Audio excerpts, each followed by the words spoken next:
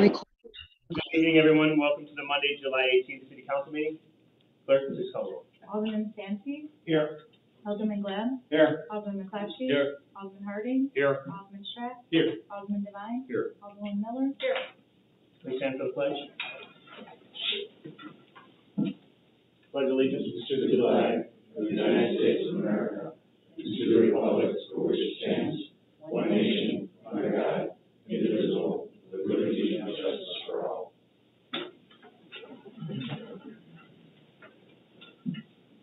Okay, the first item on the agenda is recognizing the service of Harry Sumrall from the city of Mchenry. Harry, I just want to thank you for all the service that you provided to the city of Mchenry for many years, 20 years as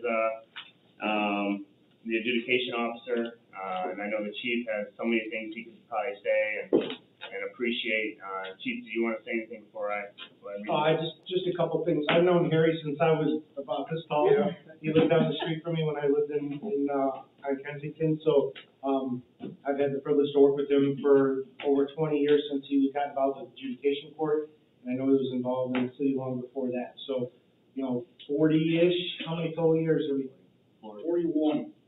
There's only a handful of people in that category. 22 when I started reading. I don't think it's all about volunteering. Almost everything he's ever done is he's volunteered his time, basically. So it's just a testament to what our community are all about. So I'm honored to have the opportunity to work next to him for all this time. Yeah, it's more than adjudication here. You go back to zoning. Yes, I was here 30 years ago, and you were the leader all through zoning, all through the big years when there's huge development. We had a lot of activity come through here. Indeed. You did a great job. Anyone else? Yeah, sure. I've known Harry for a long time. We served on the zoning board together, and his family is one to really be proud of. He's done a lot of good work for Mchenry, so we all appreciate it. Thank you. Yeah. Thank you. Any others? Yeah, I just want to say, known Harry for probably about 27, 28 years. Good one.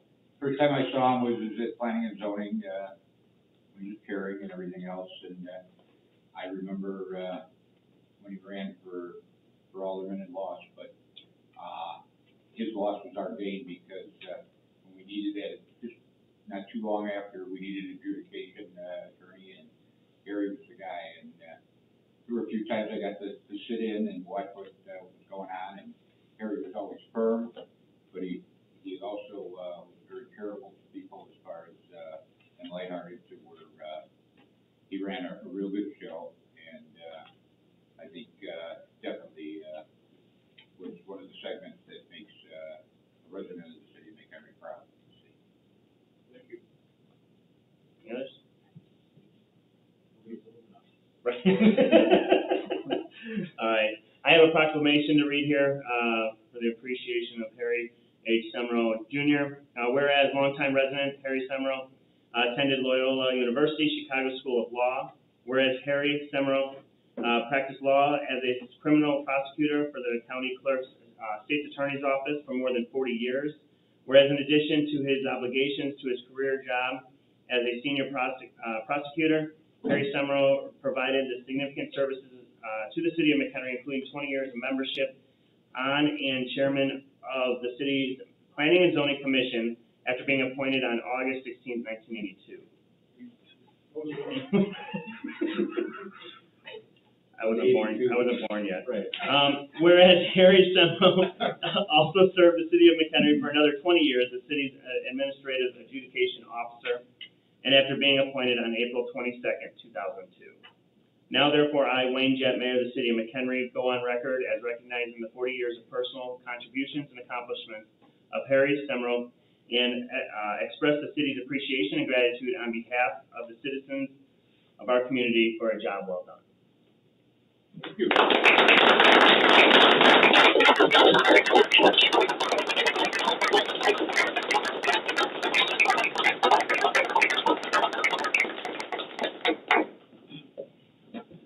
You want to say a few words? Would you like to say it? Come on.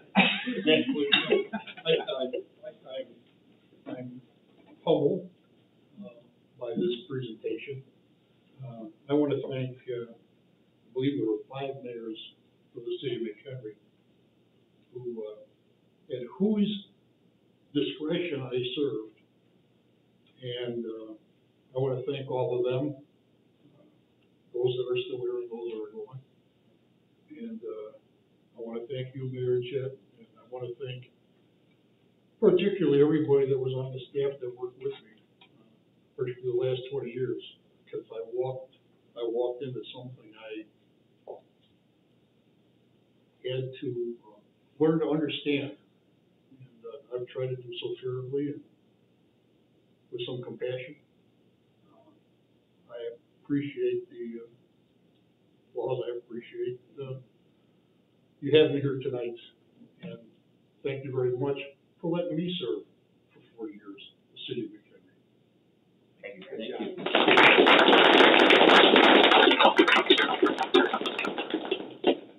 Monty? I apologize. I was supposed to have a framed version of that to give you tonight, and I blew it, so I'm gonna give one to you guys. Well, Monty, I'm glad to know that, because quite frankly, I wasn't even sure I could be here tonight. Okay. I was in court this afternoon, and I have to come back for where I'm at to be here by 7 o'clock, but I was a little early, so. Well, I'll grab it. I'll make one. We'll deliver it to you, Harry. I apologize for not calling you and letting you know I'd be here. No, that's But I okay. couldn't be sure. Thank you. And Harry, you do not have to stick around. As you know, meetings like this are Oh, not. you told me 15 minutes, you did it in 5. So, if nothing else, I guess I'll take leave. Thank you for your,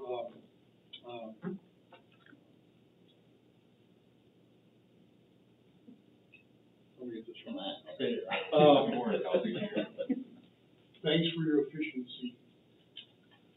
Thank you. You beat it by 10 minutes. Thank you, Harry. Take care.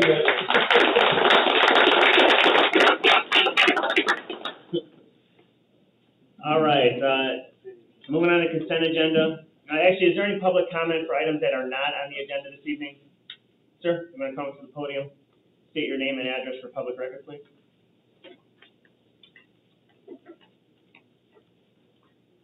Tim McCann, 3507 Broad Street. So I just want to talk about what went on last week or last month for the meeting about Green Street and stuff. So some of my concerns are the zoning said that grandfathering is not a policy inside Mchenry, and it seems like that's what happened last week, or the last meeting was that everybody said because it's been going on for so long, that's what we want to have. So to me, that's grandfathering. So I'm kind of curious why you have a law, and I understand you guys can't comment and stuff. So that's one thing. Another thing is, so you talked about safety and all that stuff and all this stuff. So then I did email Ross after the meeting and say, hey, there's somebody had said they were doing repairs at the house. You can visually see siding off the house and stuff. So I sent an email to him that day, and he replied the next day and said it's of our utmost importance, so we'll get right on it. I don't see a permit on that house yet. So I'm curious, how important is it that you're a month out and it's still not being taken care of? What's that? They have one, they probably just didn't post it. But are they not supposed to post it? Technically you are, but I'll take care of it. Okay. All right, thank you. Thank you. Any other public comment? All right, moving on to consent agenda items 6A through 6M. Is there any items that the council would like to pull for separate consideration? Yes. Thank you. 6J.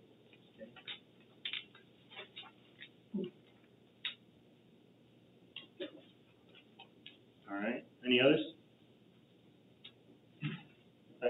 Yeah, if there's no other, I'll move that we approve the consent agenda minus 6J. Okay. Second? Alderman Miller? I'll second that motion. Thank you. Discussion on these items. Clerk, please call the roll. Alderman McClatchy? Yes. Alderwoman Miller? Yes. Alderman Devine? Yes. Alderman Stratt? Yes. Alderman Harding? Yes. Alderman Santi? Yes. Alderman Glad? Yes. Thank you, Council. Item pulled by Alderman Devine, J, Parks and Recreation Facilities and Special Use Permit Request. Alderman Devine, go ahead. I just need to abstain from that. Okay, all right, thank you. Any questions, comments regarding this item? Can I have a motion? Alderman Santi? Motion to approve item 6J as presented. Thank you. Second? Second. All right. Alderman Santee, Yes. Alderman Strack, Yes. Alderman Glad, Yes. Alderman McClatchy, Yes. Alderman Harding, Yes. Alderwoman Miller, Thank you, Council. Individual action items, 7A, professional engineering, services, Riverside Drive streetscape improvements. I'm looking for a motion to approve an ordinance exercising the city's home rule authority, authorizing the mayor to enter into a contract with and to award a contract in the amount of $278,000 to Christopher B. Burke Engineering Ltd. for professional engineering services for the Riverside Drive streetscape improvements. Director Strange? Thank you, Mayor. So this is an exciting thing. This is the beginning of the implementation of the streetscape plan, which was adopted a little bit earlier this year. There are two actions we're taking. One is a resolution to go outside of our pool pre-qualified firms. We pared down our pool pre-qualified firms and focused a lot on water sewer work specifically, which is the reason why Burke is not part of that pre-qualified pool. So we're taking action on a separate resolution. And then we are awarding the contract to Burke in the amount of $278,000. And because this is such an exciting thing we're about to kick off here, I've got John Hines from Christopher Burke Engineering, and he is here just to brief you, council, on where we're at and where we're going as far as the startup for the streetscape.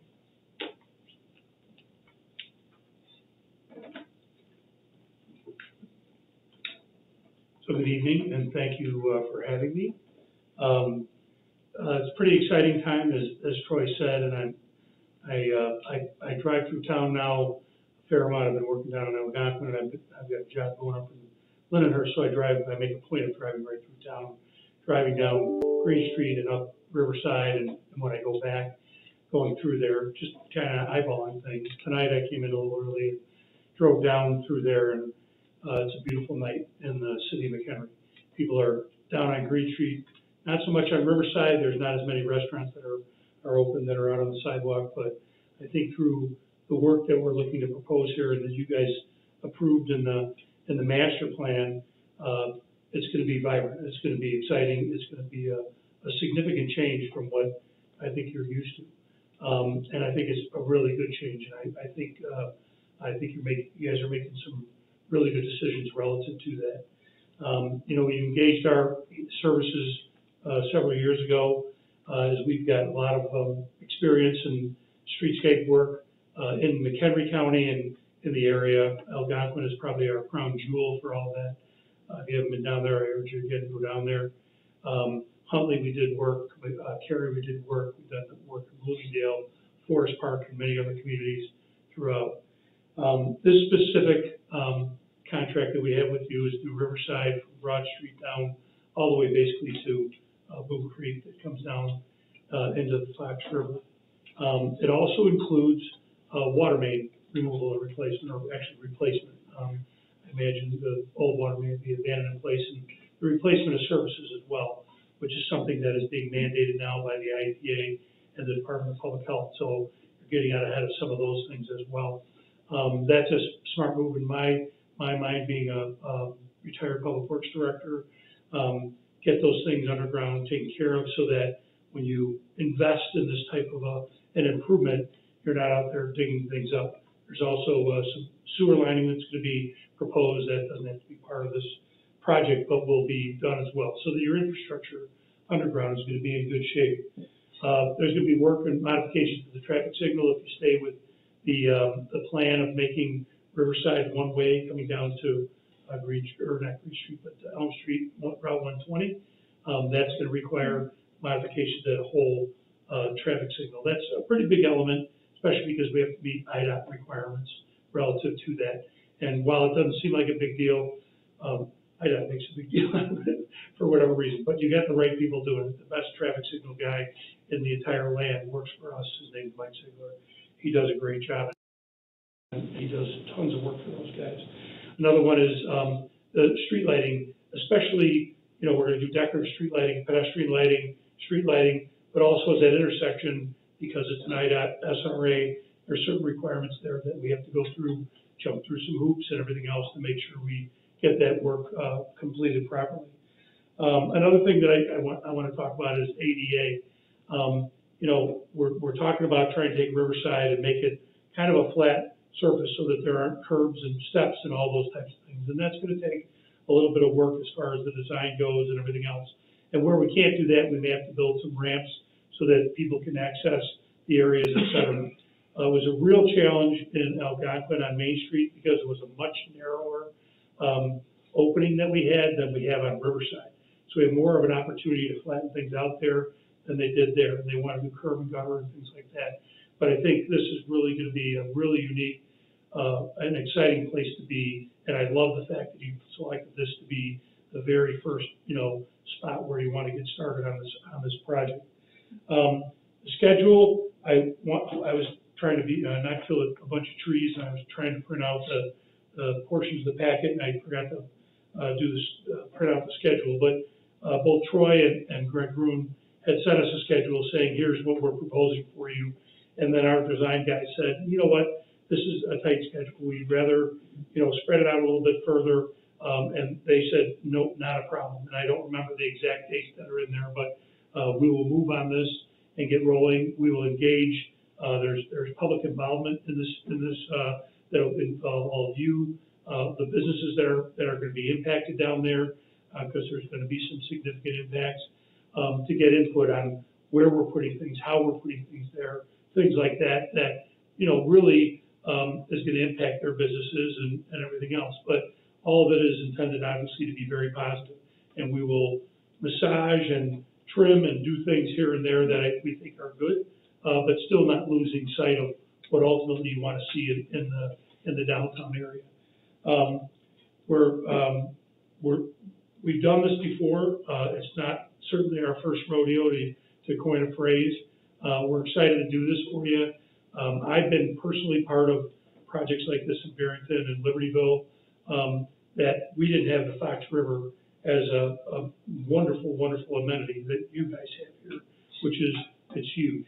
It'll bring more and more people down here, and it'll take some time. I'm already seeing a bunch of building that's going on. I drove down there, and I told Ross I wasn't gonna mention the courthouse that's down there, because he kind of shook his head a little bit, but, you know, people will invest in your downtown, and you'll be amazed. It may take a little bit of time, even in a recession. That's the other thing I learned in almost 40 years of being in this business. The recession, I know more people that seize the opportunity. When the chips are down for a lot of people, they come in and say, you know what, here's some really good opportunities. They've put their nest egg out here, and all of a sudden they say, let's go, let's do this. So I decided to pare my 45-minute presentation down to just, it seemed like a half hour, but it was only about 10 minutes. And I'd be happy to answer any questions that you might have relative to our contract. The other thing I want to say is $278,000, that's a cost not to exceed contract. It's not a lump sum contract. We will work and do the work up to that point. If we ended up doing it well and efficiently, which we hope to do, there can be money that's left over. You never know that. But it's less than what we anticipated in our original estimate, which I think is a good thing. It includes the water main, which is a good thing. So, you know, we're comfortable with where we're at. Thanks, sir. Any questions? Alderman Glenn? Troy, where's the money coming from this? So the engineering work this year is part of our capital budget. And then as far as the construction dollars, when we presented the community investment plan last fall and we adopted some of those utility taxes, we had broken it up into two different portions. There was basically the ComEd portion, which is for maintenance and replacement of the existing assets that we have. And then we tried to earmark NICOR, not for specific projects that we had called out specifically at that time, but the intention was, though that's for new assets. If we're going to add something new, which we would consider a streetscape, something new, that is what those source of funds are going to be applied for. So our recommendation will be, once the NICOR utility tax revenues come in, that is how we'll be paying for things like the streetscape. So we're not using any TIF funds at all for this project? That's also an option. Curious, that's all. That's what our TIF is for projects like this. Thank you. Any other questions? Alderman Miller?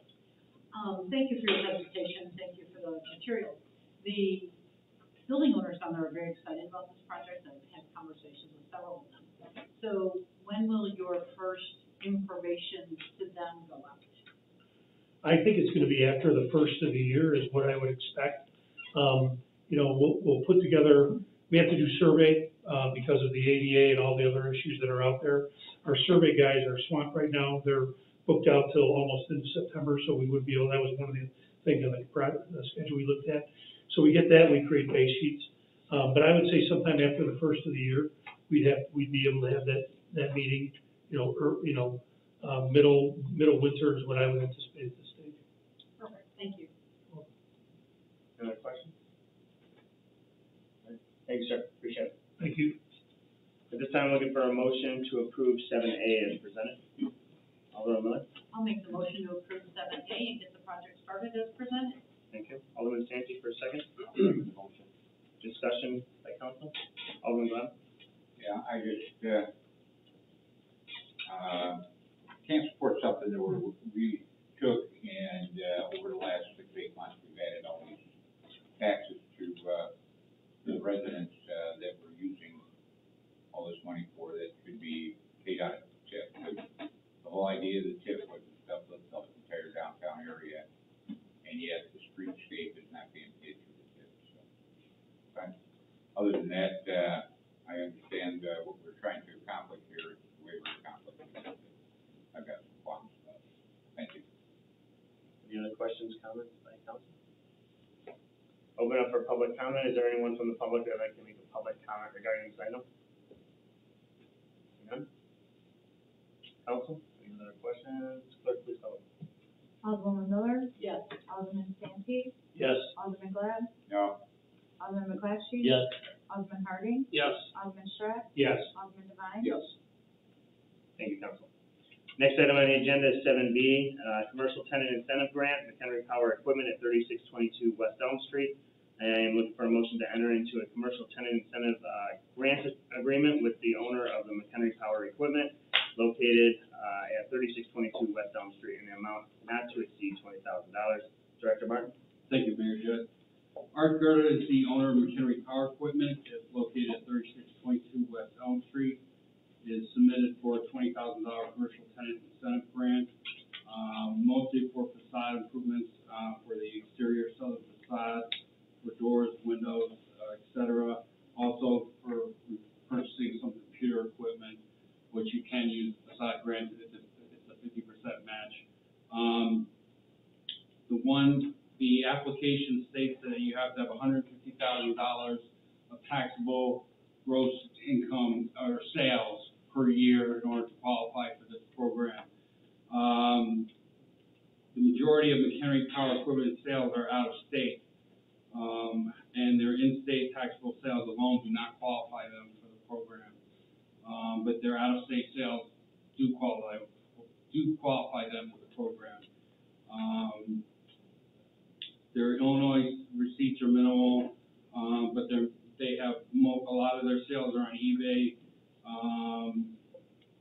meeting the $150,000 sales requirement and far exceeding that. Internet sales are collected based on a delivery address, a point of delivery. So they're collected based on the point of delivery in the state that they're sold to. So that's the nuance in this request. If the council concurs with the nuance of the sales being from out of state, it's recommended to enter into the attached agreement with the owner of Mchenry Power Equipment for commercial tenant incentive grant in an amount not to exceed $20,000. Mr. Gerda is here today, and I will be happy to answer any questions as well. Thank you, Doug. I am looking for a motion in a second. Alderman McClatchy? I would move that we approve. Thank you. Second. Alderman Devine? Thank you. At this time, I'll open up for discussion by council. Art Gerda is in the audience. Do you have any questions for him as well? Alderman Santi? This question could be either for Art or Doug. So according to analysis here, it's stating right here that he's under the, sales taxable amount of $150. And Director Martin brought up, or Administrator Martin brought up the out-of-state taxes that are occurring. But to confirm, there's no money from out of state. If I'm in the state of Iowa and I purchase a product from Mchenry Power, state of Iowa receives the tax, correct? We don't, and other cities are. Okay. That's definitely a very big concern for me in regards to, and he's running a fine business, and I was fortunate enough to purchase products from him and then also even do service. I know the service is not something that's available, at least when I was last time I stopped in there, and totally understood it, and I know his, the business plan, he seems to be doing well. It's definitely a large sum of money to offer to a business that just does not show the numbers in sales tax support, at least that I can see, and I would like to hear some thoughts and comments from the other council members. Thank you. Go ahead. Yeah, I agree with Alderman Santy as far as the fact that I have concerns about the fact that, when we created this grant and brought up to the city council and sold to us, is the fact that economically it would be good for the city of Mchenry because of the tax dollars, but if they're not meeting the tax dollars for us, why are we giving out money? I mean, yes, if you consider the outside the state, sales, he might need the $20,000. But as far as sales here in the city of Mchenry and what's credited the city of Mchenry for sales tax is not any kind of a return to the city at all. Something like this, I can see whatever happened to our economic loan program. Rather than grant money, that's all you ever hear about now is grant money, giving money away. Whatever happened to the economic loan program that we had, where we loan out, low interest loans. Maybe something like that might fit in here, but as far as giving $20,000 to a company that does not provide that much sales tax in the city of Mchenry, okay, well. Any questions, comments by council? Alderman Miller? Hey, I just have a question for Mr. Gerda. Do you feel that the improvements you're about to make to the building will increase your sales locally? Or what's your intention of doing a facade rebranding moment? So the facade is going to be done because it's needed to be done, windows and doors and stuff like that. And yes, it's going to, hopefully help us bring more business and, hopefully more local business. But I do want to, at the same time, if I may respond to the two gentlemen there, reading the eligibility score here, it clearly states that it's available to businesses that are generating sales tax or taxable sales. It does not state that taxable sales have to be, about 3 years ago or so was when the internet sales tax was implemented. That is based on where people buy. We definitely have the capability of dealing with the volume and handling business locally. I mean, the sales tax that we're seeing there that are reported through the state, and eBay is the one that collects sales tax. I mean, we have people from Mchenry that buy stuff on eBay, and you guys don't see that in a sales tax because it's done through internet and and eBay submits that sales tax. Therefore, those items on my end are reported as out of the resale / out of state. I believe sales tax is supposed to be reported and collected for anybody within the state. Well, the sales tax is actually reported based on, it's collected by the people, by the companies that own the website. So if we're selling stuff on eBay, eBay is the one that collects sales tax and we let them. And do we collect any city sales tax off of the internet sales? It depends on the whoever is selling the item, so the internet. If you're selling the are item on supposed- eBay, They are supposed to, and yes. it's I don't outside the know sale, if- and it's outside the state, we still charge the city sales tax? If it's sold on eBay, they are supposed to collect based on the delivery address. So we're If it was sold to somebody in Mchenry, If it's sold in eBay is McHenry, no matter supposed- where it's sold to, we're supposed to be collecting. No, it's the delivery address. No, the delivery address, okay.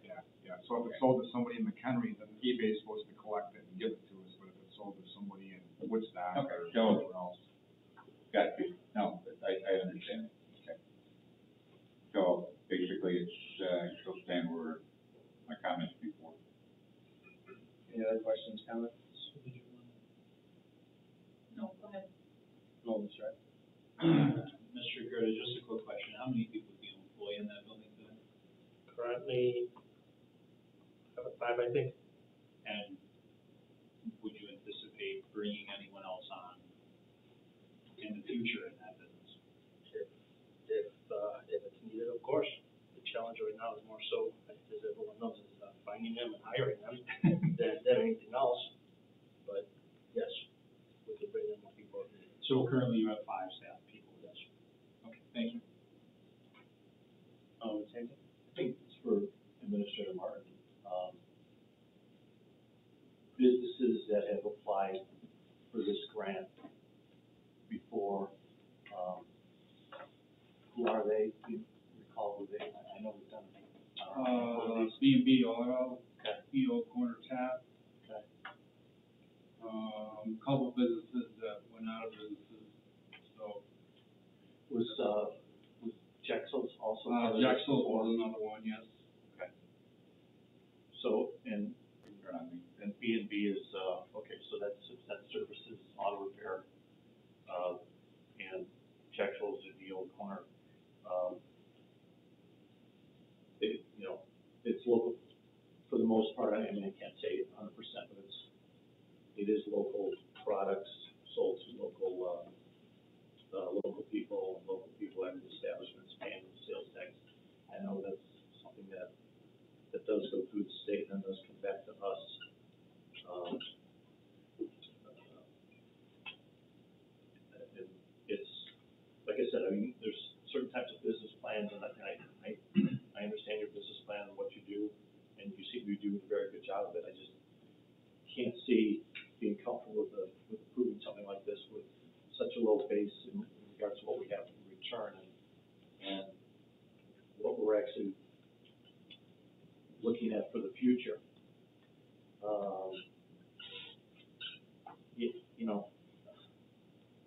It's a way of life in regards to how you can sell your products. I mean, they can come in and buy it, you can send it out, you can have a balance, you can use gold or gold, down one path.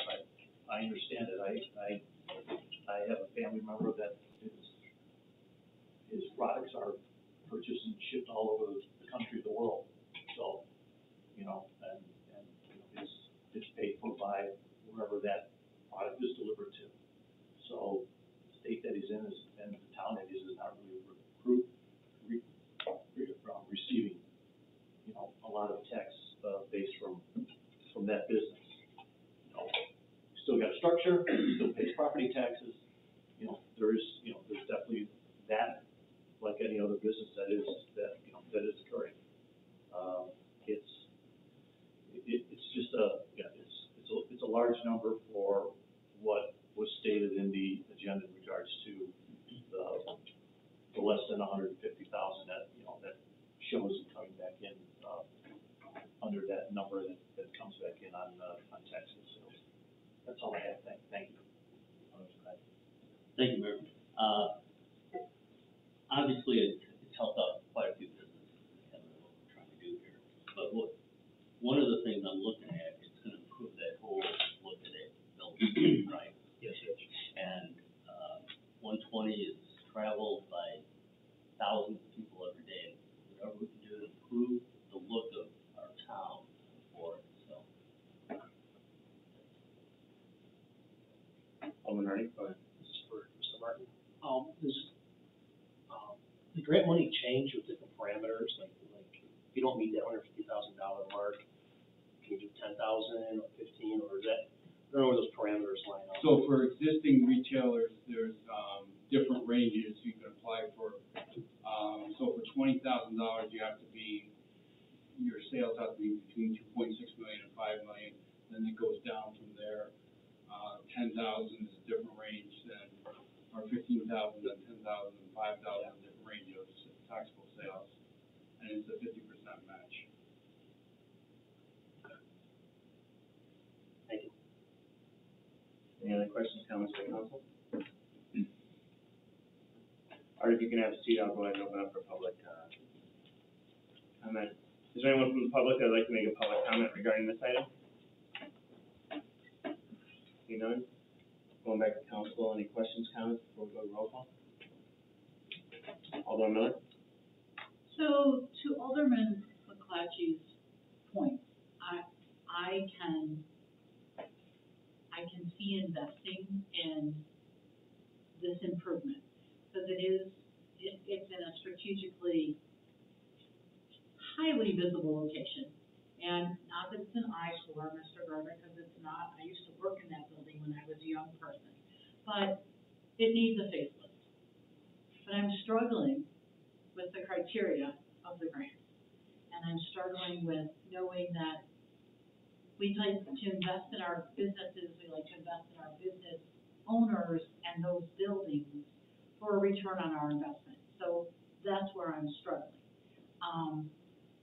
I would love to contribute and help, but I'm struggling with $20,000.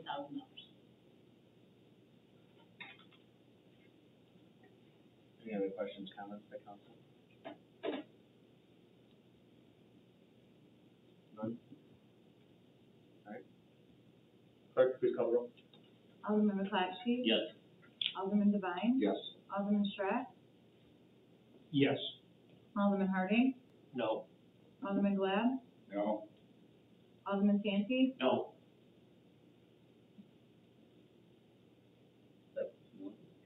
She had one left, one more.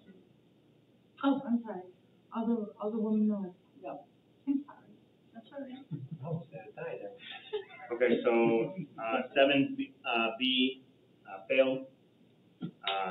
Going to 7C is a facade improvement grant, Mchenry Power Equipment 3622 West Elm Street. Motion to approve a facade improvement grant in the amount of $5,000 to Mchenry Power Equipment located at 3622 West Elm Street. Director Martin. Thank you, Mayor Judd. Attached is a facade improvement grant application for 3622 West Elm Street. The subject property has been a home to many businesses throughout the years: Carpet World, Georgetown Furniture, Marine Business, among other uses. This building did receive a facade grant in 2009 for tuck pointing, painting, and replacing damaged brick on the front facade. The work is the same as was previously stated for front windows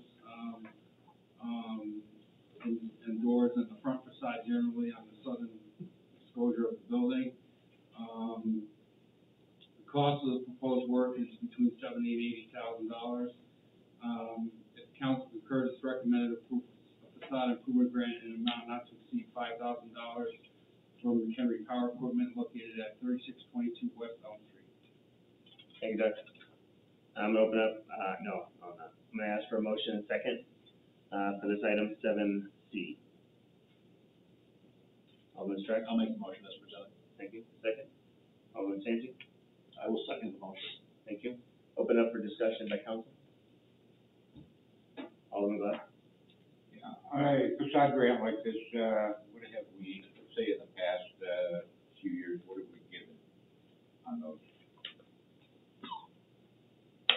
What's the typical facade grant, in other words? $2,500, $3,000.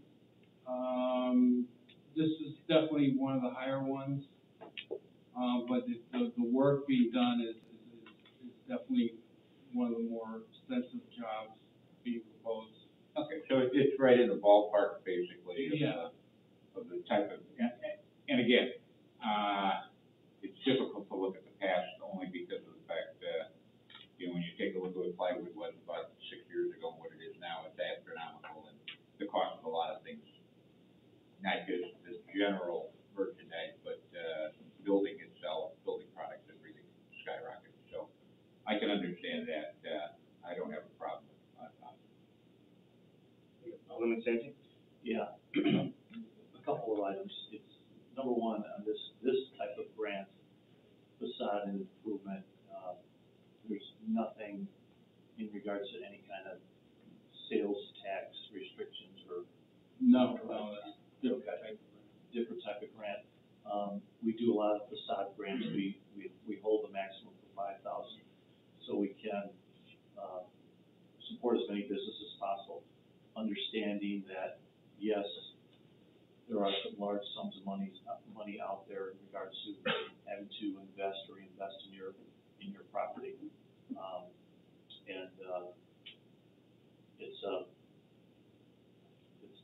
It's a small piece, but it's a small piece of investment on our behalf in regards to working with some of the improvements that we're looking at changing on this building. And like I said before, it's nothing on this grant has any kind of sales tax attachment. Thank you. Any other questions, comments by council? Alderman Brown? I just had a question or two. On this facade grant, are we still looking at, bringing these forward for when they first came out, the whole idea of facade grants was, to make sure that we rehabilitate what exists. And, if somebody were to decide to reconstruct their whole front, would they qualify for the facade grant? the facade grant's kind of altered a little bit. No, I mean, if they're talking about, let's say, tearing the whole front down and rebuilding it, I mean, the facade grant would. It's supposed to resemble somewhat of what the building used to look like, yes. That's what I was thinking. All right, thank you. Any other questions, comments? Open up for public comment. Is there anyone from the public that would like to make a public comment regarding this item? You done? All right, clerk, please call the roll. Alderman Stratt? Yes. Alderman Santi? Yes. Alderman Glad? Yes. Alderman McClatchy? Yes. Alderman Harding? Yes. Alderman Devine? Yes. Alderwoman Miller? Yes. Thank you, council. That is passed. And, our girl, I'll be in touch with you and we'll discuss the, failed item and see how there can be some ways that we can participate without the sales tax part of it. So I'll talk to staff and I'll get back to you. All right. Thank you. Appreciate your business, all right? Discussion items, conceptual presentation and discussion, super aggregates, Mchenry Lakes gravel pit operation. This is at the northeast corner of Illinois Route 120 and Chapel Hill Road. We got, Ross, you wanna go ahead and have that? Sure, you can if you want. No, go ahead. It's all yours. So, many of you probably remember, Mr. Pease presented to the council. I think we've changed a few seats here at the table. So what staff recommended was that Jack come back before the city council and kind of give an overview of what his plan is for the mining operation located on Chapel Hill Road. One thing that, and I'll turn it over to him real quick. One thing that staff is looking at though, before it goes to planning and zoning, if you read your packet, there's 4 items that they're looking for relief from by a variance. So we kind of want to concentrate on some of those as we get into this discussion, just so the staff is aware of, and Jack is aware of how to move forward with planning and zoning. Just make it that much easier if council can kind of chime in a little bit on those variance requests.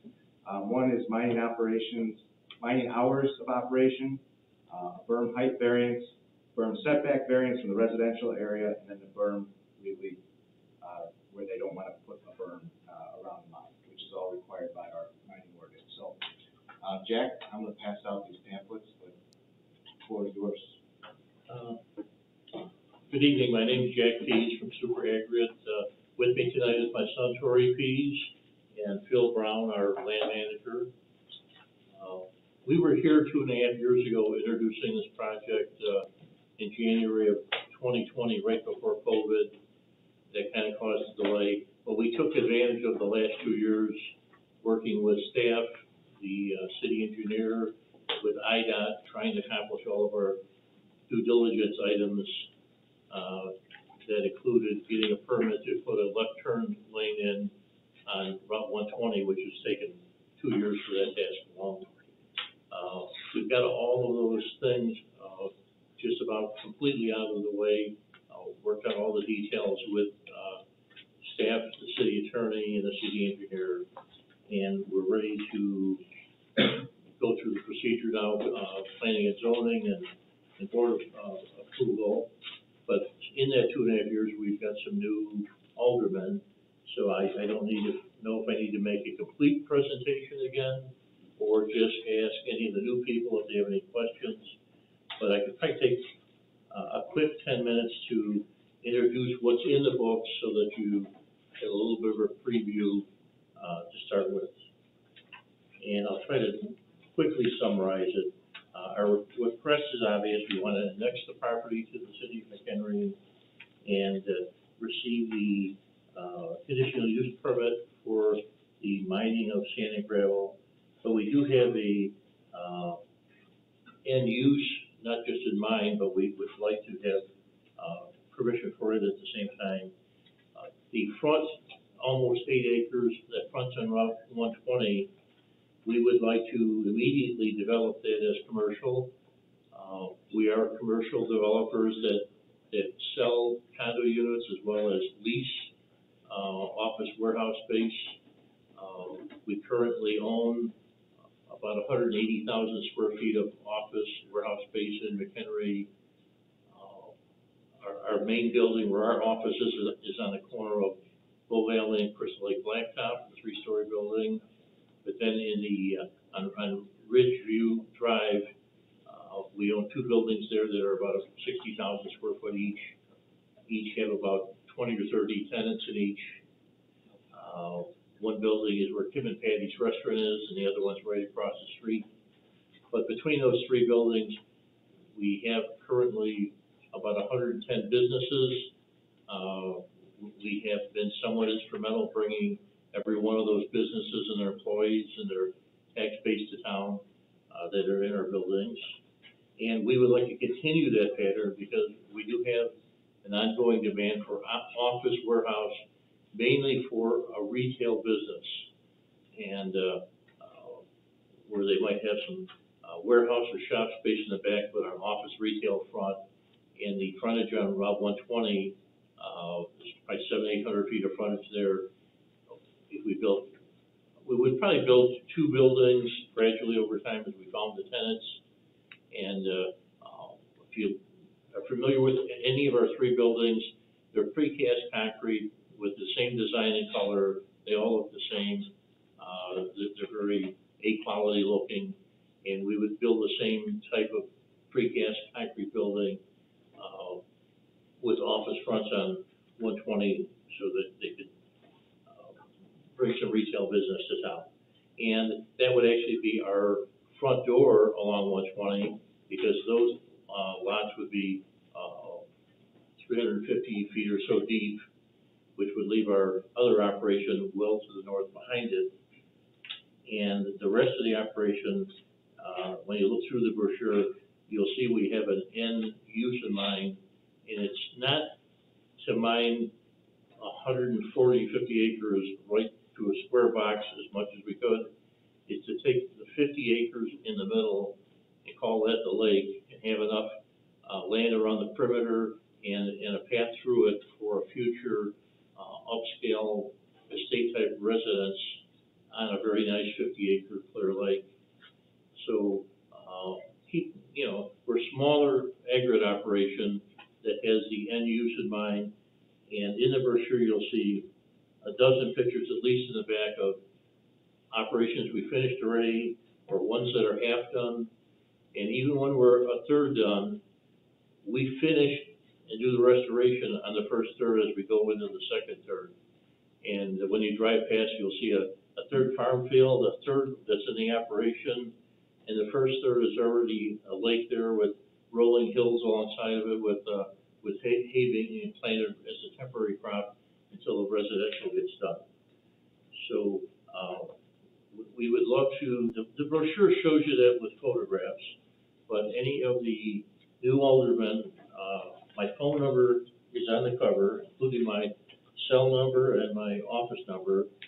I would just love to take anybody that hasn't been yet on a tour, and we could look at 2 operations we finished already that are residential developments, 2 that are halfway done where you can see that they're restored as we've been going, and a couple others maybe that would be a like operation, because a lot of the material to come out of here is fine sand and gravel, not real coarse sand and gravel like some locations. When you get fine sand and gravel, that's also mostly below the water table, which is material coming out of the lake. It's more cost effective to do with the dredge. So you'll see some photos of a dredge here, as well as we can go to a site where there's a dredge. And when there's a dredge, even if there's 5 or 10 feet above the water, you just stay 100 feet from shore, and every half hour, a little piece slides in, a little more slides in. It gets fed in the big vacuum cleaner underwater, goes to the plant, gets turned into sand, pea gravel, 3/4 inch stone, 1.5 inch stone automatically, and it does it with an electric cord from ComEd supplying the power, with primary power going out to the dredge. And when we're there, we'll stop talking, shut our cars off, and we'll see if we can hear the dredge run. And you really can't, because it's just an electric motor humming a little bit. And of course, dust-free all the way to the wash plant. And then the wash plant's products are all washed and damp. So it's really a very quiet, very dust-free operation that I would love to take a few more people on a tour with. Several have already. I'm not turning the pages in the book, but I'm trying to keep it short. I do need to point out one thing. In the booklet, there's a map, and it's a map that tells us our history of aggregate operations in Mchenry County. And for those of us that have been around as long as Harry, Sumrall, and myself, about 35 years ago, after Glenn Peterson just had retired, Sue Ehart's one of her first tasks was to do an inventory of all the sand and gravel pits in the county.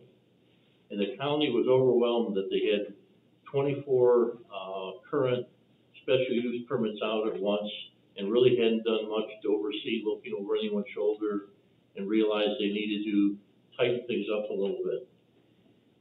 That led to what happened in this map. In over 35 years, 16 of them are closed and restored and gone for good, and only 8 new ones opened up. And then of the 8 that opened up, there's 8 that are going to be completed and out of material by 2026. So we're on the verge of going from 24 to going down to about 7 in the county, unless this is a product that gets depleted. And once we have no more on the property and restore it, not that we take every last bit out, keeping that in mind, we might leave a third of it behind so that we leave buildable sites for the commercial sites right away, and buildable sites for the residential for the future, so we have end product being just as important as the gravel. But this map will show you that there's certainly the need and the demand, because we have so many fewer, and when you look at it, you'll realize that in eastern Mchenry County, there's only 1 green one still operating for 8 other red ones that are already closed and gone. And once you look at the map, you'll remember all the Doc Roberts and possum runs and pits that used to be around. And the demand never changes.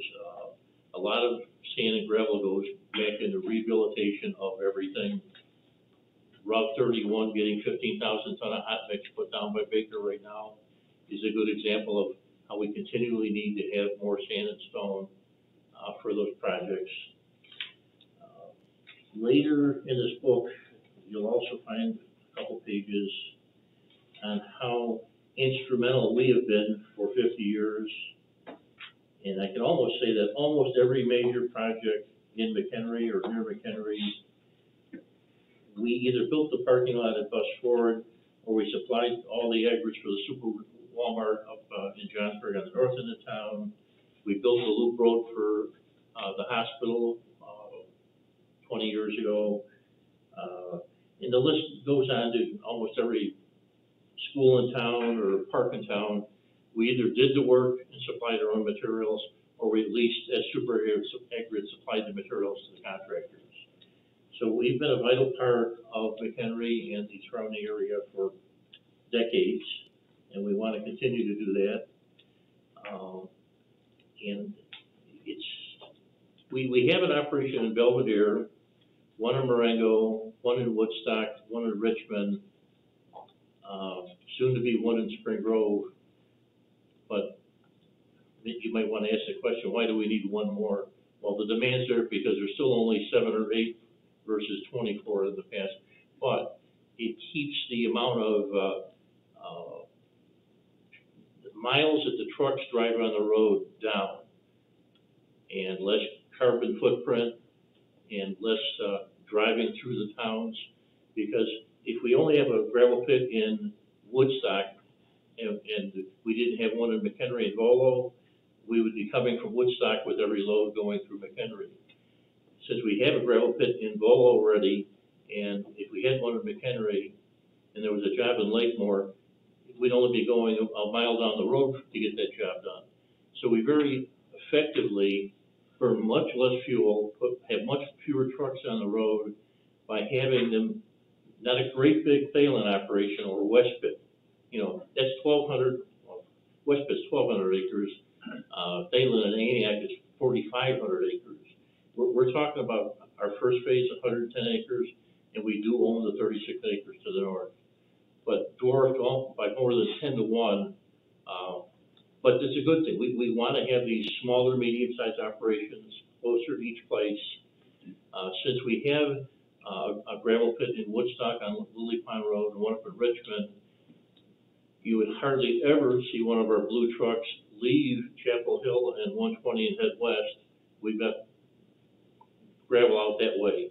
So when we're delivering gravel every day like we are right now to Stonewater for D.R. Horton, that material is coming out of either Woodstock or Marengo, because everything needs to go east, because the glacier left everything in the Fox River Valley and to the west, didn't bring any to Cook and Lake County. So the trucks have to do that.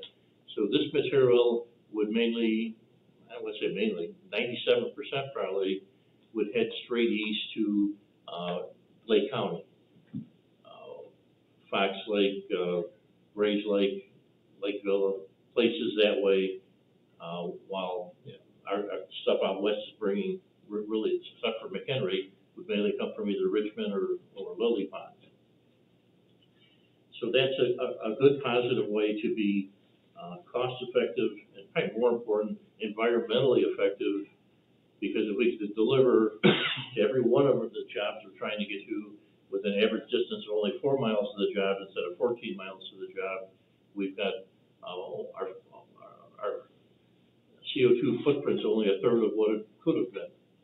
So that's something to consider. But you'll see lots of photos in here of the current operations that are maintained beautifully. And again, I want to urge everybody that hasn't been on a tour, instead of trying to get 20 people to meet at all one time, we tried that before. It's too much to ask of any one person to fit that schedule. I'd much rather go on 4 different ones at any special time in the evening or daytime. Or if we want to catch the operation that's running, we would certainly have to go on maybe like a Saturday morning. We have a couple of them that run evening hours, but Mchenry wouldn't, so we might have to go on a Saturday to whoever the person would like to see.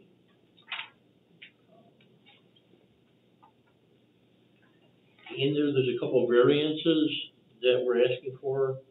I guess when you have time to consume what's in the booklet and read the annexation agreement that spells out what the variances are. One of them is about where to locate the berm that screens the site, and and how high it should be. We like moving the berm closer to the right-of-way rather than further back. You'll see photographs in there where someone says, oh, you should have a 100-foot buffer in between. Well, then there's 100 foot of no man's land that might get mowed 4 times a year, and you'll see photographs of a ping and dolan operation that has exactly what the ordinance encourages. Then you'll see photographs of where we have our landscape berms up within 10, 20 feet of the right-of-way, and then we maintain those on a weekly mowing with ornamental trees and pine trees. And you'll see those type of berms on a lot of developments we have or in the book. But if you've driven for years past the Ivanhoe Club on Route 60, Dutch Creek Estates in Johnsburg, Eagle Ridge in Antioch, you'll see berms that look beautiful, that are up near the right-of-way, and that's what we're suggesting. The photos are there, the tour could go see some, but also, when you put the berm further away and you're trying to hide a pile that's 2,000 feet or 1,000 feet behind it, the top of the conveyor, the closer the berm is to you when you're in a car at 5.5 feet above the ground, the closest to you, and it's higher than the car, your line of sight pitches up higher. You actually conceal more by having the berm closer to you because the berm is higher than what you'd either stand and look at or be in a car and look at. Either one will stop any noise concern, whether it's a 100-foot setback or not. So you'll see a summary in there of the positive things that come from where we're asking for the berms to be versus the negative. And there's a nice comparison visual that shows a cross-section of each. So since we're going to be back in front of you again, all I'm going to do is kind of introduce those things, not be too time-consuming now, give you a chance to catch up reviewing it all, accumulate your questions for the next meeting instead of trying to jump right to them now, or save those questions for a tour whenever anyone would want to go on a tour. So I can take any general questions for now, and then we'll kind of save the specific ones for when we're meeting again. Go ahead and open up for questions. Go ahead, question. Thank you, Mayor. Hope this is general, but where are your trucks gonna come and go? Are they gonna be on 120 or Chapel Hill Road? I've got my hearing aids in, but I still don't hear. Where are the trucks gonna come in at? Too many years around D8s and frames. Somebody help me? Which way are the trucks gonna enter and leave? Is there an exhibit that shows our traffic entrance in here? Yeah. There's an exhibit in there, but go 500 feet from the intersection at Chapel Hill and 120. Go, is it 500? What was it just said? I got one. It's on the east property. It's on the east property lane, it's a quarter mile from the intersection. Oh, it's a quarter mile. Okay, a quarter mile from the intersection is what I got called ideal distance from the closest intersection. So we slid it all the way to the very east limits of our property, and we got right at what their ideal quarter mile distance from the next intersection. So we're talking 120. And then we submitted to them, and we've gotten approval now for a full interchange, with a left turn lane being built out on that center 12-foot medium being taken out, and a 12-foot left turn lane in going eastbound, and then coming westbound, there's a 12-foot right turn lane built onto the north shoulder. So you answered my question, it's gonna be on 120. You're gonna have pretty much 50 trucks coming in and out, 100, one in and one out is 100, right?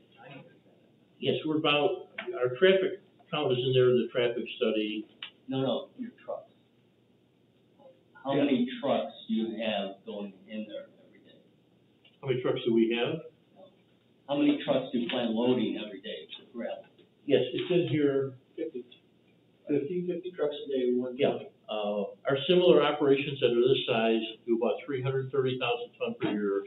It's on average 50 loads per day, which is about 5 or 6 loads per hour. And when we go to a couple other sites, we're gonna make sure we go to one that is a similar size operation. But to put it in proportion,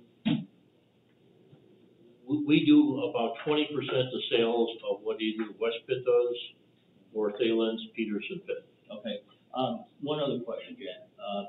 Do you have any other pits like this that are that close to residential areas? Corey, can you hear? I Come don't on know, up, Mike come doesn't on help up, me guys, help him out. Yeah, I'm Come on gonna up. come up here. Tor. No, I don't even. Someday you're gonna be 71. I'm sorry. Almost forgot the question. How many pits do you have that are this close to residential areas? They probably all are. That close? Right Yeah. across the street?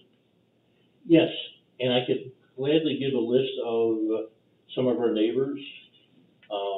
We had a similar hearing up at another gravel operation, and they wanted to know what it sounded like at 780 feet away, because that's where this residential development was, and the woman that was most concerned was 780 feet away from the closest part of the plant.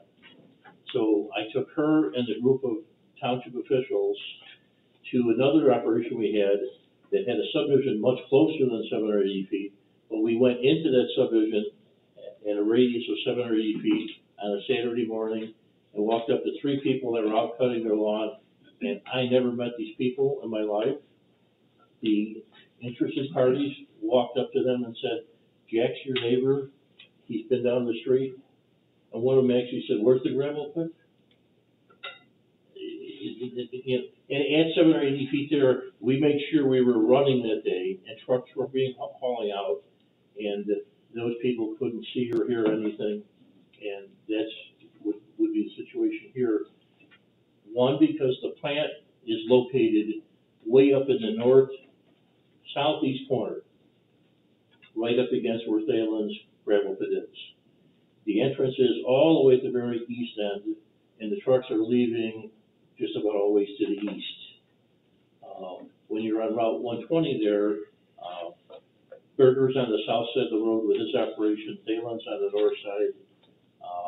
The two of them combined, we would probably be about 10% of the truck traffic that's going that way and just kind of merge together. But as far as being in one of those two subdivisions across the Chapel Road to the west,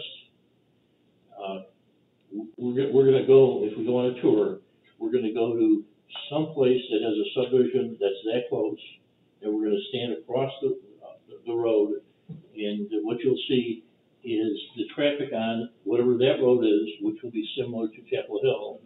You hear the car traffic and the truck traffic and the tire sounds. You hear those continually, and you kind of wait for a gap for there not to be any traffic to see if you can hear anything else. And even when the gap finally comes, you still don't hear anything else. Okay, so you just made a comment that was gonna be commercial, 120. Yeah. So your in and out is gonna be right in the commercial area? Well, we're gonna have one other, exit, which is right turn only. Otherwise, they'll share the common entrance for left and right out. Okay. The users there, might have a similar amount of traffic that we have come out at, like, Crystal Lake Blacktop Road out of our office building. And if you're at there we merge together with the continuous traffic from the Trio gas station. The gas station has lots of traffic. And our office traffic would find a similar amount of, we have 62 businesses there. They use that Crystal Lake Road entrance in between and merging together with the Trio gas station traffic. So that would be an example of a more intense use of a common entrance. Yeah, but they're not semi-gravel trucks. We're talking about cars, trucks, like apples and oranges. Well, our trucks take off at about the same, they don't dilly-dally when they take off. They take off at a fairly good acceleration. Worked over and planned. Yeah. You gotta go through No, the I can take you to a light situation though, so you can I would see suggest it yourself. doing a ride along, I did it. Thank you. Well, another, and Yeah, Jack, how many years are you looking at build out?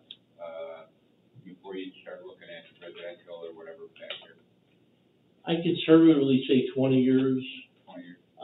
If the 150 strike continues with Vulcan Lafarge for a couple of years, it might only be 3 years. It really depends on the market.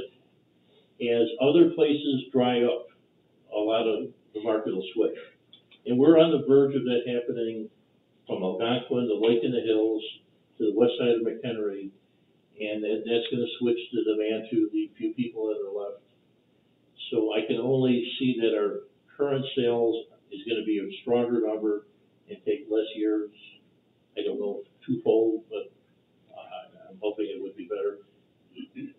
Absent of recession coming, we've had some of those in 2008, 2009, where we can't do anything right, we just sit there and wait. Sure, yeah, I understand. And like I said, just ballpark figures is all I was looking for. Thank you. Alderman Miller? Hello, Jack, how are you? How are you? I'm good. So I have no issues with your berm request. I've gone by your berms, they're beautiful, and I think they're very nicely done.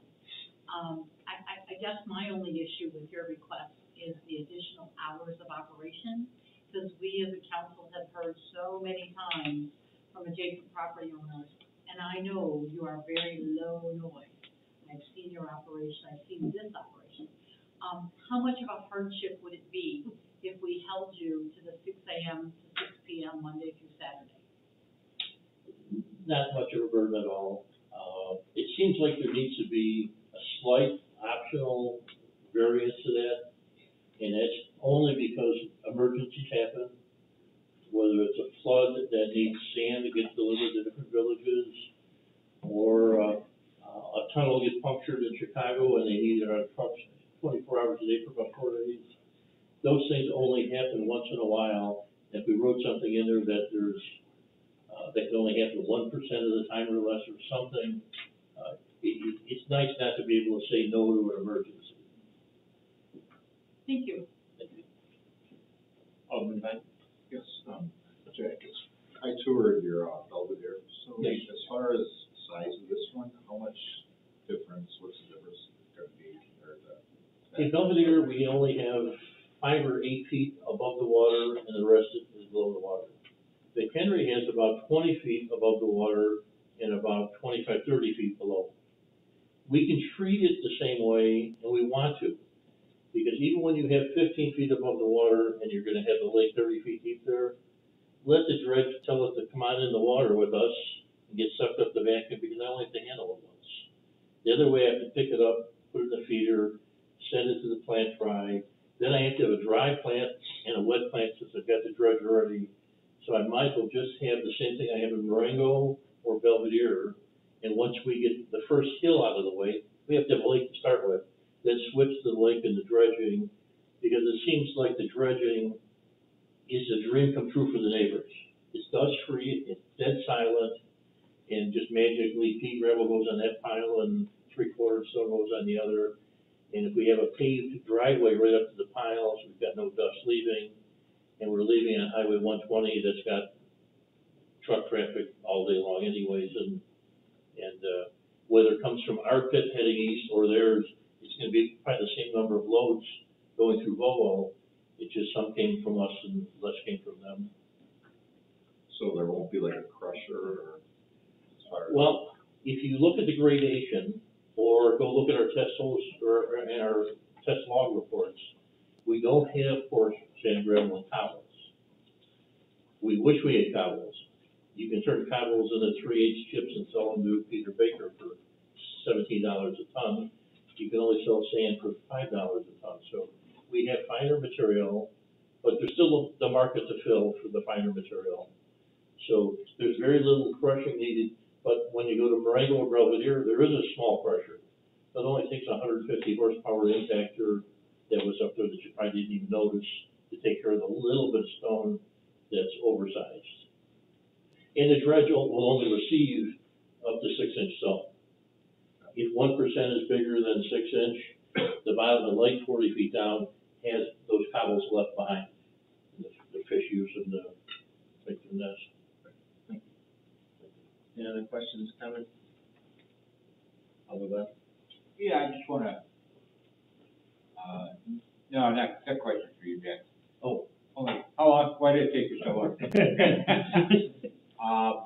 No, we're glad to see you coming back. I just want to bring up a few points, and that's the fact that I remember when we discussed the building you were mentioning with the drive with what is now the Trio gas station. And I was actually on the council at the time we approved that, and I remember when it went up. And honestly, that building looks almost like it did when it was first built. And I commend you for that. Thank you. Quality and the upkeep of the buildings. Plus the fact that I know Jack works real well with us. With the council at the time had talked about combining the entranceways and everything else. And worked well with us, and I'm sure we're expecting you to work well with us this time too. You know, when you're in that building with 62 tenants, walk into anybody's office and ask them how they get along with the landlord. We get along with everybody. I'll tell you truthfully, Jack, I didn't have to research you when you came to the council many years ago, but I was with Menards at the time, and I was dealing with contractors as a contractor rep. And I just want to commend you the fact that I never heard a bad word from any of those contractors that worked for you or with you on a job. And I think you always find somebody that's got something bad to say about somebody. And I just want to say that it's quite commending also the fact that you have that kind of reputation. Thank you. That means so much to me. Thank you. Any other questions, comments? Nope. On the process. Yeah. So go ahead, Ross, if you want to explain the process from here. We'll work with Phil and Jack on the next steps, plan and zoning, and an annexation agreement. I'll keep you guys updated when that's moving forward. In the meantime, the invitation is always open if anybody wants to go visit any of the sites. Yeah, my cell phone number is right on the cover of the book, so just call me up directly whenever you want. I even know how to text. All right, thank you. Sean, go ahead. Russ, just to touch on what you asked for when we started this was, I think Sue is the only council member who's mentioned anything about some support on those items that you were referring to. Do you want that from each of us before you take this and start working with them to get that done, or do you have what you need? I think we can move forward with it. And, you know, my biggest concerns, if you look at this, are the berms up against the residential areas that are not on the plan. I think it would be important that those berms exist, even though those residents are not in the city of Mchenry. I still think it's important that they have the protection from something that is operating within the city limits. You know, if you guys want to think about these things and email me, you know, maybe that's a way to do it. You know, dig into the packet a little bit, look at the packet that I passed out tonight, and then look at these 4 items and see what you think. Get back with an email to Cody and I, and then if we have questions, we can further discuss it. But, you know, the berms, I think, are important. I'm not concerned about the setback, as Jack talked about, you know, the distance and setbacks for the berms. I can agree with that. But I do think that those berms need to exist along the residential subdivisions. Ross, where is IDOT right now? Their plan has been, do you actually have a approved plan, or did they give you the preliminary approval? That's with IDOT? Yeah. IDOT is right now reviewing 2 items, the final plat of subdivision. Sir, can you come up to the podium, please? I don't want. Go ahead. The process is, they sign off when they sign our final plat of subdivision. They want to do it simultaneous to receiving the bond that guarantees the improvements, and they can't sign the final plat until you sign it. So I think, or you're gonna sign it. So the circling, you know, everybody has to be on board at the same time. So we've got them ready. We're waiting for the city to get caught up now. they have approved the ingress and egress area, if that's what your question is. They'll be putting a left turn lane in and a decel. You're required to put the decel lane in as well, Yes. right? Yes. If you want to have a visual of what those improvements look like, the exact same improvements that they required 2.5 miles east of there for that residential subdivision that, I can't remember who the developer is, on the north side of the street, just past Paracone Nursery. A subdivision got built there, and a year ago, they put the same improvements in that we would have. Thank you. All right. Alderman Glad? Yeah, one comment I want to also make is I remember the expansion of, the mine over there on 120 when it went all the way to Ridge Road. And, there was a lot of pushback from the people outside the city. And, they just about demanded that we, had the, petitioner put in Austrian pines, and they had to be, I don't know, 14, 16 feet tall, and, they were like $1,200 a piece, and all lined up across their hand. Within 3 years, about 90% or better of them were dead. And we have to be careful as far as when we start talking about what kind of a berm that we're going to require, because you as staff, we've seen some berms. We have a little bit more knowledge than the regular resident will. We just need to make sure that we can assure them that we'll be looking at it, and we're not going to go into any kind of craziness like that, because it was just a waste of money and a waste of time of this stuff. So, just wanted to bring that up. Alderman? I just wanted to clarify my comment that I appreciate the request for the change in the requirements for the berm, but I do agree that the berm should be in place around the entire development. We've got a drive-in to the north, we've got residential to the west, we have a middle school close by, so I just wanted to make sure you understood my point, that I do want to see the berm all the way around, but I'm okay with it without the setback variance and without the height variance.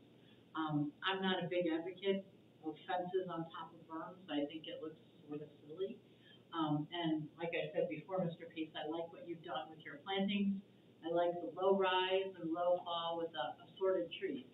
So I think if we can expect that, I'm good with that. Thank you. All right. All right. Thank you, Jeff. Thank you. Appreciate it. All right, moving on, we have an executive session that we have to enter. I would ask that everyone in the public would, please exit the room for about 5 minutes or so, and then we'll go ahead and, let y'all back in, momentarily. At this time, I am asking for a motion to enter executive session. Alderman Strack. So moved. Second, Alderman Santee. Second.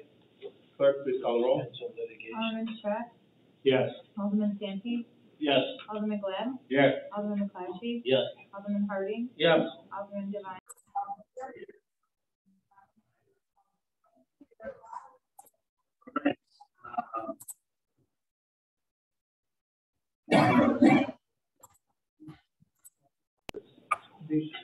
Oh, yeah, one staff report on me. I don't know if I mentioned this to everybody, maybe I did, I'm mentioning to all the city councils that if you're going to increase elected officials, you have to do it 180 days before the consolidated election. And the consolidated election is in the spring of next year, so that would be before October 1st. I thought you were talking about increasing the pay. I was kind of getting excited about that, but it's increase of. Yeah, you're an elected official. Right, if you want to do it for the next 4 coming in, not yourself, but for the next 4, you need to do it before October 1st. That is good. Well, I'll go with that. Okay. You need to do that to reduce it. Either way. Legal fees you can increase anytime you want.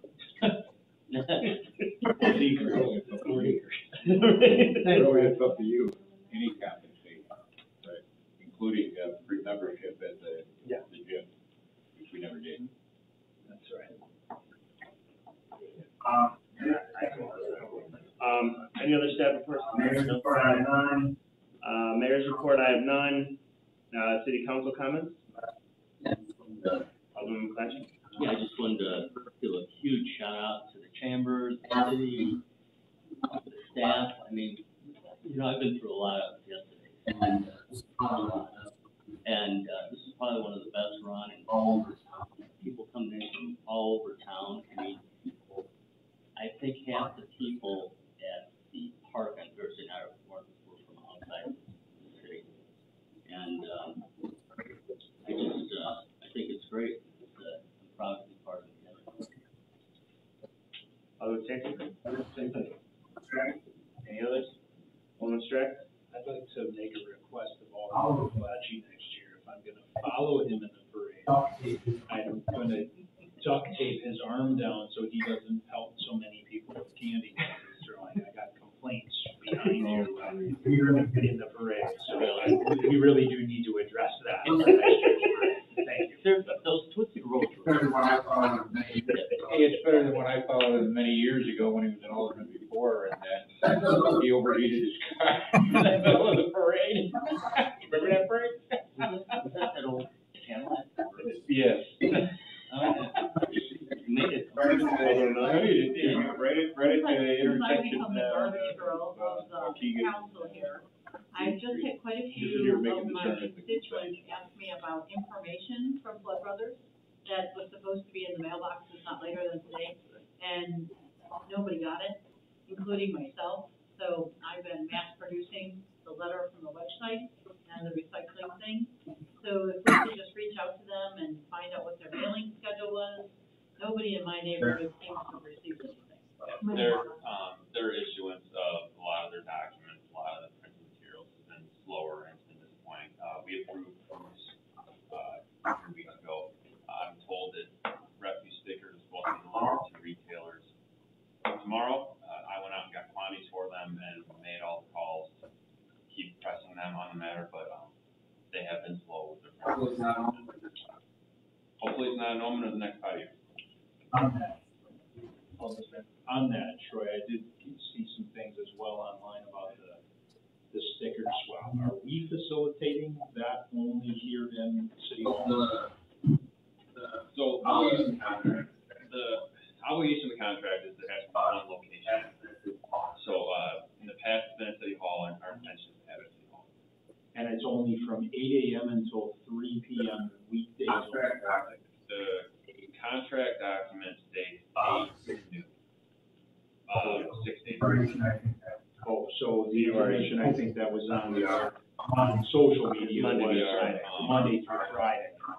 Yeah, we are having some challenges. So the contract states that the outgoing caller needs to provide that service. We are having trouble, getting Lakeshore to, be able to. Got it. So the outbound is the one that handles the exchange. Got it. Yeah, lessons learned in the future is that method is something that will probably have to be done differently in the next contract. Is there a possibility we can get Flood to accept some stickers? I don't think so. They've already put out a little list that they wouldn't be accepting them. Yeah. Have you been in contact with Lakeshore? Yes. Any guess how many stickers are facing? No, I have the quantities that are still on hand at the retailers. Those will be handled directly by Lakeshore. But as far as the stickers that are out there, circulating, I don't have the quantities. We should get collateral to secure those at the end. I'll let you know after my turn. The only real leverage that we have on Lakeshore, the outgoing haulers, we still do hold a performance bond on them. Pulling a bond for stickers, I don't know if that's something that's practical to do or not. Legal. You don't know. Legal. We can read the bond and see, whether it's. And tell them, you know what, you're not invited next time. Yeah, well, that's the problem too, because pretty much every single hauler has walked away from bidding our contract Because of the stickers. because of stickers. And we got 2 proposals, and Lakeshore was not really serious about their sticker proposals. They were serious about the resident program. So and then that's something that we've talked about in the past. Like we are getting to a point where we've just about specified ourselves on where the industry's at. And it'll continue that path. Yes. And there's consolidation in the industry as well. Any other comments by council? Motion to adjourn? Alderman Strack, motion. Alderman Clancy. Second. Clerk, please call the roll. Alderman Strack? Yes. Alderman Santi? Yes. Alderman Glad? Yes. Alderman Clarke?